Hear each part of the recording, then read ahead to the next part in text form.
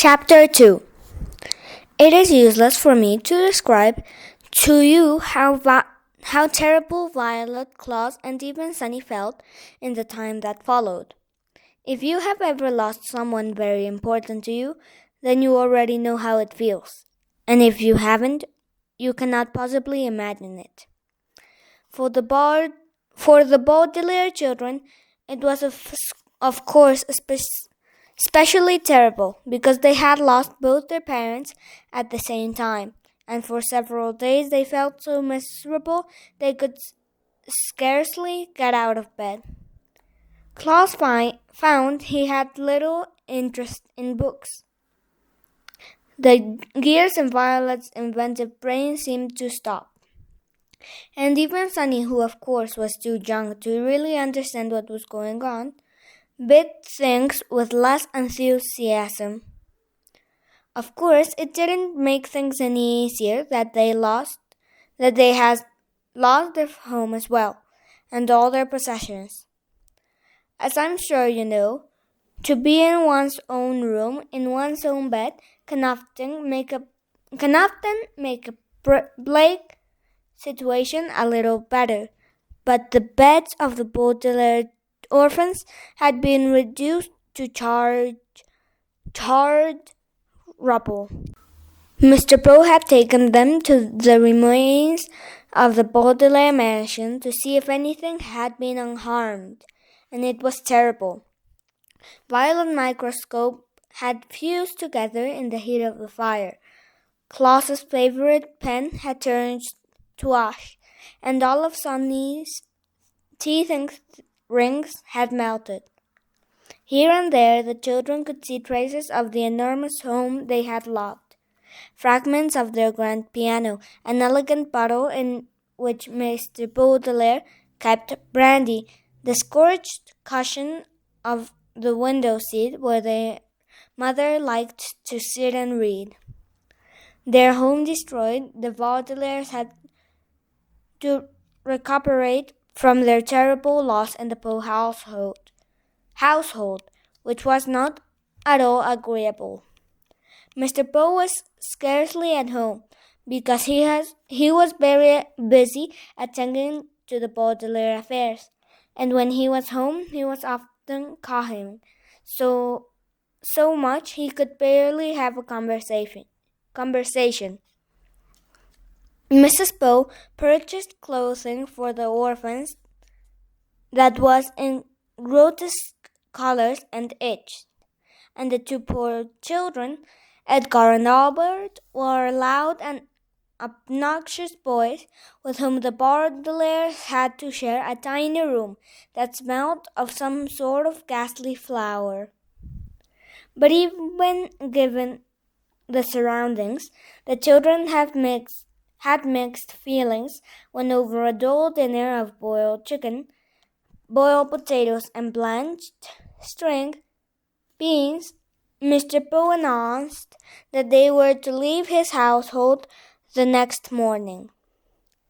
"Good," said Albert, who had a piece of potato stuck between his teeth. "Now we can get our room back. I'm tired of sharing it. Violet and Claus are always mopping around, and are never any fun."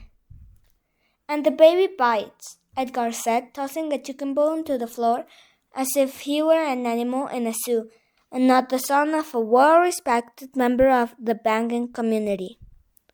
"Where will we go?" Violet asked nervously. Mr. Poe opened his mouth to say something, but erupted into a brief fit of coughing. "I have made arrangements," he said finally, "for you to be raised by a distant relative of yours who lives on the other side of town. His name is Count Olaf." Violet, Claus, and Sunny looked at one another, unsure of what to think. In one hand, they didn't want to live with the Poes any longer.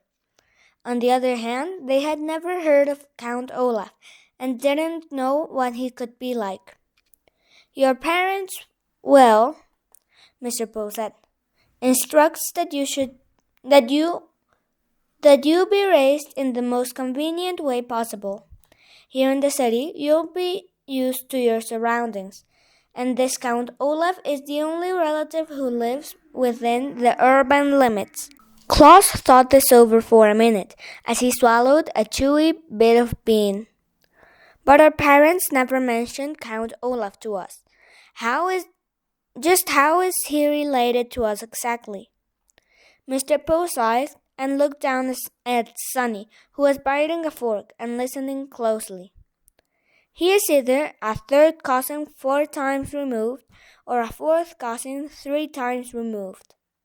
He is not your closest relative on the family tree, but he is the closest geographically. That's why. If he lives in the city, Violet said, why didn't our parents ever invite him over? Possibly because he was very busy, Mr. Poe said. He's an actor by trade and often travels around the world with various theater companies. I thought he was a count, Klaus said. He is both a count and an actor, Mr. Poe said. Now, I don't mean to cut short our dinner, but you children have to pack up your things, and I have to return to the bank to do some more work. Like your new legal guardian, I am very busy myself.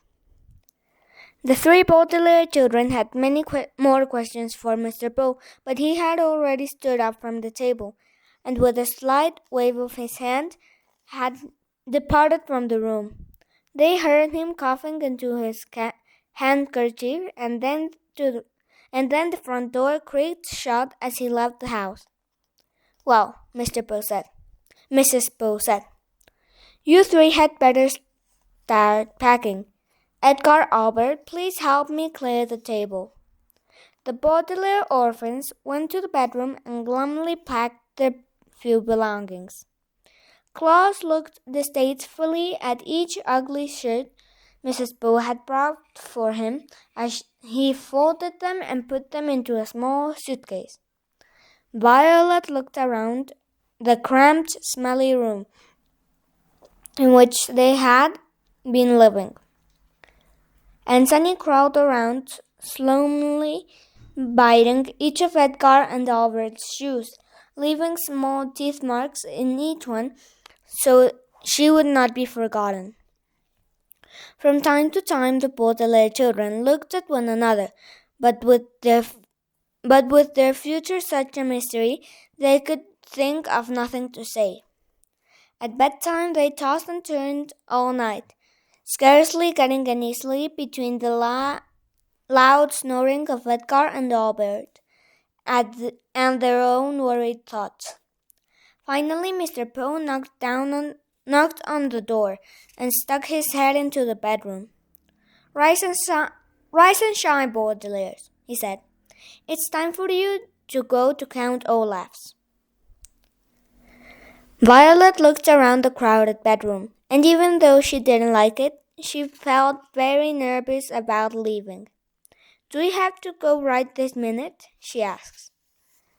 Mr. Poe opened his mouth to speak, but had to cough a few times before he began. Yes, you do. I'm dropping you off on my way to the bank, so we need to leave as soon as possible. Please get out of bed and get dressed, he said briskly. The Baudelaire children left the house.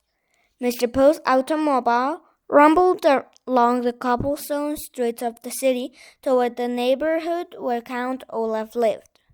They passed horse-drawn carriages and motorcycles along the doldrum drive. They passed the fickle fountain, an elaborately carved monument that occasionally spat out water in which young children played. They passed an enormous pile of dirt where the royal gardens once stood. Before too long, Mr. Poe drove his car down a narrow alley lined with houses made of pale brick and stopped halfway down the block. Here we are, Mr. Poe said in a voice undoubtedly meant to be cheerful. Your new home. The Baudelaire children looked out and saw the prettiest house on the block. The bricks had been cleaned very well, and through the wide and open windows one could see an assortment of well-groomed plants. Standing in the doorway, with her hand on the shiny brass doorknob, was an older woman, smartly dressed, who was smiling at the children. In one hand she carried a flower pot. "Hello there," she called out. "You must be the children Count Olaf is adopting." Violet opened the door of the automobile and got out to shake the woman's hand.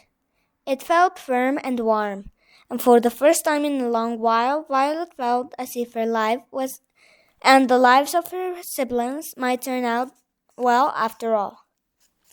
"Yes," she said. "Yes, we are. I am Violet Baudelaire, and this is my brother Klaus and my sister Sunny. And this is Mr. Poe, who has been arranging things for us since the death of our parents." "Yes, I heard about the accident," the woman said, as everyone said, "How do you do?" "I am Dusty Strauss." "That's an unusual first name," Klaus remarked. "It is my title," she explained, "not my first name. I served as a judge on the High Court." "How fascinating," Violet said. "And are you married to Count Olaf?" "Goodness me, no," Justice Strauss said. "I don't actually know him that well. He is my next-door neighbor." The children looked out from the well-scrubbed house of Justice Strauss to the dilapidated one next door. The bricks were stained with soot and grime. There were only two small windows, which were closed with the shades drawn even though it was a nice day. Rising above the windows was a tall and dirty tower that tilted slightly to the left. The front door needed to be repainted, and carved in the middle of it was an image of an eye. The entire building sagged to the side, like a crooked tooth. "Oh," said Sunny, and everyone knew what she meant. She meant, "What a terrible place. I don't want to live there at all." "Well, it was nice to meet you," Violet said to Justice Strauss. "Yes," said Justice Strauss, gesturing to her flower pot. "Perhaps one day you could come over and help me with my gardening." "That would be very pleasant," Violet said very sadly. It would, of course, be very pleasant to help Justice Strauss with her gardening, but Violet could not help thinking that it would be far more pleasant to live in Justice Strauss' house instead of Count Olaf's.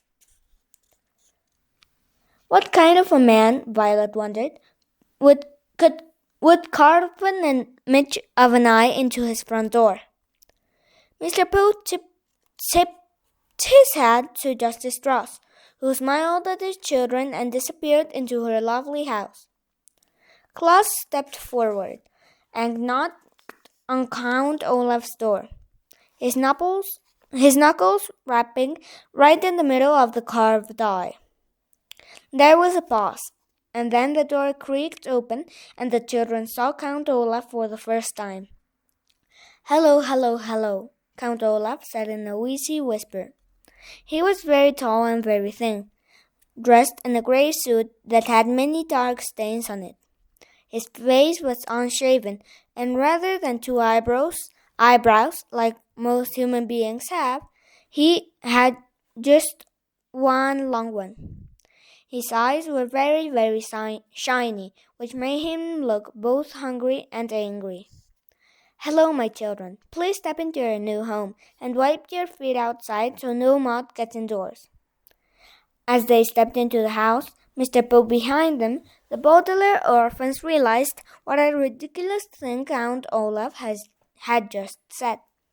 The room in which they found themselves was the dirtiest they had ever seen, and a little bit of mud from outdoors wouldn't have made a bit of difference.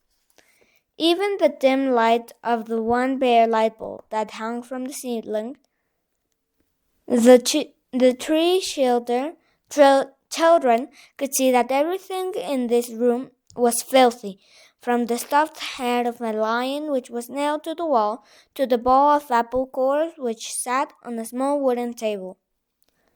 Claus willed himself not to cry as he looked around. "This room looks like it needs a little work," Mr. Poe said, peering down around in the gloom. "I realize that my humble home isn't as fancy as the Baudelaire mansion," Count Olaf said, but perhaps with a bit of your money we could fix it up a little nicer." Mr. Poe's eyes widened in surprise, and his coughs echoed in the dark room before he spoke. "The Baudelaire fortune," he said sternly, "will not be used for such matters. In fact, it will not be used at all until Violet is of age." Count Olaf turned to Mr. Poe with a glint in his eye like an angry dog. For a moment Violet thought he was going to strike Mr. Poe across the face, but then he swallowed. The children could see his Adam's apple bob in his skinny throat, and shrugged his patchy shoulders. "All right, then," he said. "It's the same to me. Thank you very much, Mr. Poe, for bringing them here. Children, I will now show you to your room."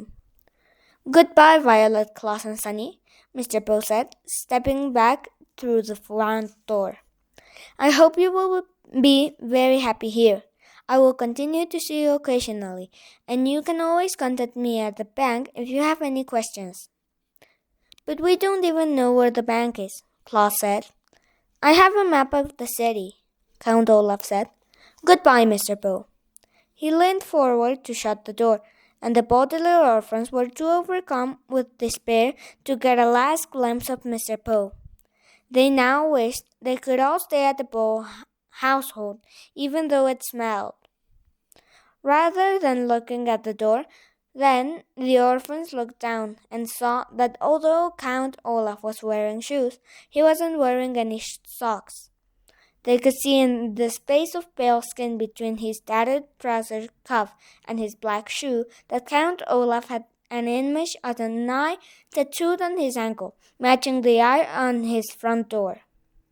They wondered how many other eyes were in Count Olaf's house, and whether for the rest of their lives they would always feel as though Count Olaf were watching them even when he wasn't nearby.